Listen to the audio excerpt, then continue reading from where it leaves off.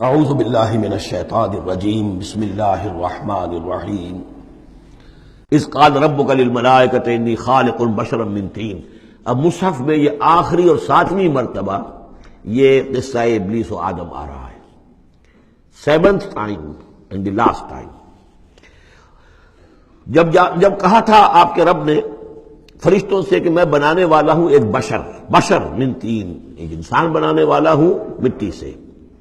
فَإِذَا سَوَّيْتُهُ، جب میں اس کی تخلیق مکمل کر لوں، درست کر دوں، ٹھیک بنا چکوں، نک سک سے درست کر دوں، اس کو فنیشنگ ٹچز دے دوں۔ تسویہ اس معنی میں آتا، تخلیق تسویہ۔ سبح اسم ربک الاعلی الذی خلق فسوی والذی قدر فہدی، تو تخلیق کے بعد تسویہ ہے، یہ وہاں انشاءاللہ اس کو تفصیل سے بات ہوگی۔ فَإِذَا سَوَّيْتُهُ، جب میں اسے پورا بنا لوں، وَنَفَخْتُ فِيهِ مِن رُوحِي، اور اس میں میں اپنی روح میں سے پھونک دوں، فَقَعُوا لَهُ سَاجِدِينَ، تو گر پڑنا اس کے سامنے سجدے میں۔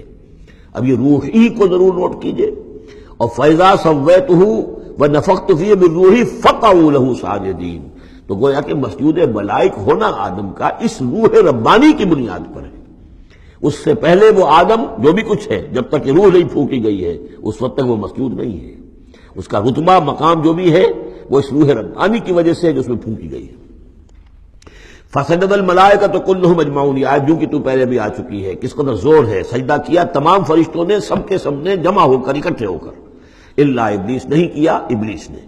استکبر وکان من الکافرین، اس نے استکبار کیا، گھمنڈ کیا، اور وہ کافروں میں سے ہو گیا یا کافروں میں سے تھا۔ پہلے ہی سے اس میں کفر تھا، چھپا ہوا تھا، تکبر تھا، چھپا ہوا تھا، اب وہ کفر اور تکبر جو وہ سامنے آ گیا۔ جیسے منافقین کا نفاق غزوہ احزاب کے موقع پر ان کی زبانوں پر آ گیا۔ قال یا ابلیس ما منعک ان تسجد لما خلقت بیدی، اور کہا اللہ نے، اے ابلیس کیا ہوا تجھے، کس چیز نے منع کیا، کس چیز نے روکا کہ تو سجدہ نہ کرے اس کو جسے میں نے اپنے دونوں ہاتھوں سے بنایا ہے۔ اب یہ یدیہ جو ہے یہ خاص طور پر قابل غور ہے، دونوں ہاتھوں سے بنانے سے کیا مراد ہے؟ یا تو قرآن میں ایدی بھی آتا ہے، اپنے ہاتھوں سے، ایدی نہ، تو وہ تخلیق جو ہم نے ان کے لیے جو بنائے ہیں، چوپائے بنائے، اپنے ہاتھوں سے بنائے ہیں، ہم لہا مالکون، یہ سورہ یاسین میں آ چکی۔ لیکن دونوں ہاتھوں سے بنانا میرے نزدیک اس کا مطلب یہ ہے کہ دو عالم جو ہیں، عالم خلق اور عالم امر، ان دونوں کو اللہ نے جمع کیا ہے آدم میں اور انسان میں۔ ایک ہی ہستی ہے اللہ، الا لہ الخلق والامر، خلق اور امر دونوں اسی کے ہیں، یہ دونوں عالم اسی کے تسلط میں ہے، اسی کی حکومت قائم ہے، امر پر بھی، عالم امر اور عالم خلق پر بھی۔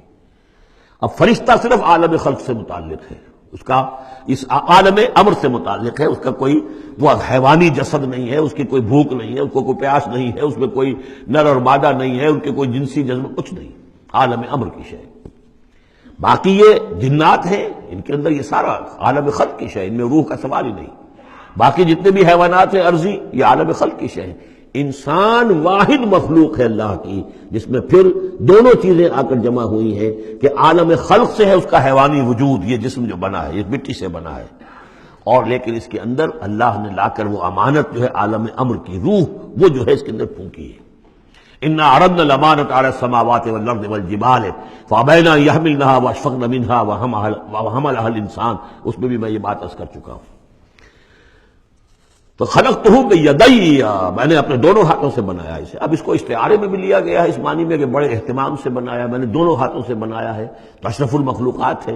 وہ بات بھی صحیح ہے کہ اللہ تعالیٰ کی کریشن کا کلائمیکس، اللہ تعالیٰ کی یوں سمجھیے کہ اس کی کلائمیکس جو ہے، نقطہ عروج جو ہے اس کی تخلیق کا، وہ انسان ہے۔ قال یا ابلیس ما منعک ان تسجد لما خلقت بیدی استکبرت ام کنت من العالین، کیا تم نے غرور کیا، استکبار کیا، یا تو ہے ہی بہت بڑے درجے میں تھا، کوئی تیرا درجہ بہت بلند تھا؟ قال انا خیر من، اس نے کہا صحیح ہے بات، اے اللہ میں اس سے بہتر ہوں۔ اس کے سامنے روح ہے ہی نہیں، اس کے سامنے صرف آدم کا جسد خاکی ہے، حیوانی ہے، تو جھوٹ نہیں کہہ رہا اس کے اعتبار سے، اس کے مشاہدے کے اعتبار سے بات صحیح ہے کہ یہ تو مجھ سے کمتر ہے۔ خلقتنی من نار وخلقتہ من طین، مجھے تو نے بنایا آگ سے، اس کو بنایا مٹی سے۔ قال فاخرج منها فانک رجیم، سوال یہ ہے کہ اللہ حکم دے رہا ہے تم سجدہ کرو، تو تم نے اللہ کے حکم کی نافرمانی کی ہے نا۔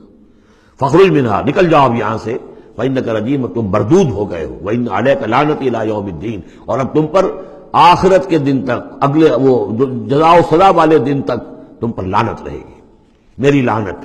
قال رب فانظرنی الی یوم یبعثون، اس نے کہا کہ پروردگار پھر مجھے ذرا مہلت دے اس دن تک جب کہ یہ دوبارہ اٹھائے جائیں گے، آدم اور اس کی نسل پوری کی پوری۔ قال فإنک من المنظرین، اللہ تعالیٰ نے اسی یعنی استحقار کے انداز میں ٹھیک ہے جاؤ، تمہیں یہ دی گئی مہلت جو تم نے مانگا ہے، گرانٹڈ۔ الی یوم الوقت المعلوم، اس وقت کے دن تک جو معلوم ہے، طے شدہ ہے، یوم یبعثون جب آنا ہے اس وقت تک کے لیے تمہیں مہلت دے دی گئی۔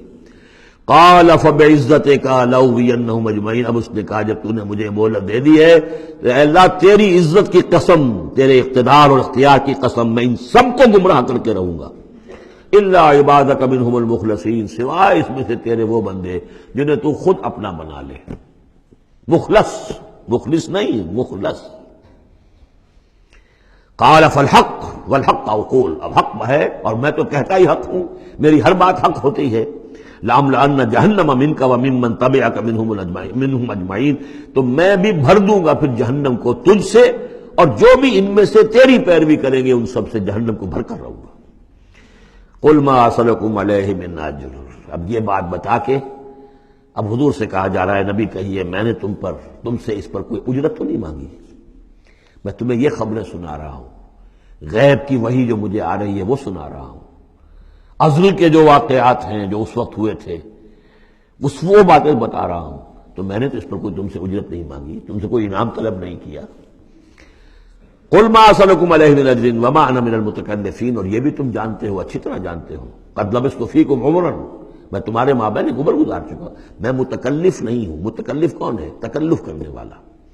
اب تکلف ہر اعتبار سے ہوتا ہے، ایک جیسے ہم جسے کہتے ہیں ایک شاعر ہوتا ہے فطری شاعر اور ایک متشاعر ہوتا ہے، وہ شاعر فطری نہیں ہوتا، وہ بڑی محنت کرتا ہے، جوڑ توڑ کے کچھ سیکھتا ہے، عروض سیکھتا ہے، یہ سیکھتا ہے، کوئی الفاظ کا ذخیرہ جو ہے جوڑتا ہے، پھر وہ کچھ شعر کہتا ہے، وہ تکلف کے ساتھ شعر کہنا۔ ایک ہے جسے آپ کہتے ہیں آمد، اور ایک وہ ہے کہ آورد، بڑی محنت سے مشقت سے کوئی آپ نے کمپوز کیا ہے۔ تو میری زندگی میں تم نے تکلف کا کوئی شائبہ دیکھا ہی نہیں آج تک، سادہ زندگی، خاص طور پر یہ کہ کبھی میں نے شعر کہنے کی کوشش کی ہو، کبھی میں نے کوئی خود خطیب بننے کی کوشش کی ہو، اس کی کوئی مشق کی ہو، ما انا من المتکلفین، میں کوئی بنانے والا اور تکلف کرنے والا اور تصنع کرنے والا نہیں ہوں۔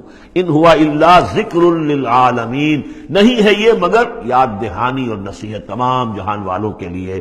وَلَتَعْلَمُنَّ نَبَأَهُ بَعْدَ حِینٍ، اور اس کی جو خبر ہے، جو اس کا نتیجہ نکلنے والا ہے، جیسے سورۃ الطارق میں فرمایا انہ لقول فصل وما هو بالهزل، یہ فیصلہ کن بات بن کر آیا ہے قرآن۔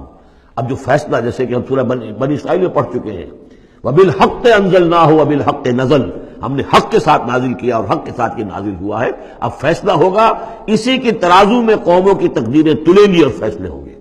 جیسے کہ حدیث ہے حضرت عمر بن الخطاب سے رضی اللہ تعالی عنہ کہ حضور نے فرمایا ان اللہ یرفع بہذا الکتاب اقواما ویضع بہ آخرین، اللہ تعالیٰ اسی کتاب کی بدولت قوموں کو عروج پر پہنچائے گا اور اسی کو ترک کرنے کی وجہ سے قعر مذلت میں گرا دے گا۔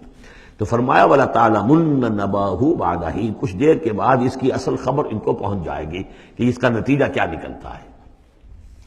یہاں وہ 5 صورتیں ختم ہو گئی ہیں اس دوسرے، بلکہ جیسا کہ میں نے عرض کیا تھا کہ یہ جو گروپ ہے چوتھا، یہ 13 صورتیں مکیات ہیں اس کے اندر، ان میں 5 ہیں یہ سورہ یاسین بالکل وسط میں، ان 5 میں 2 ادھر ہیں، دونوں الحمدللہ سے شروع ہوئی ہیں، سورہ سبا، سورہ فاطر، 2 ادھر ہیں سورہ صافات اور صاد، اس میں بھی صاد آیا ہے، صافات کے ساتھ اس کی مناسبت ہے۔ صدق اللہ العظیم۔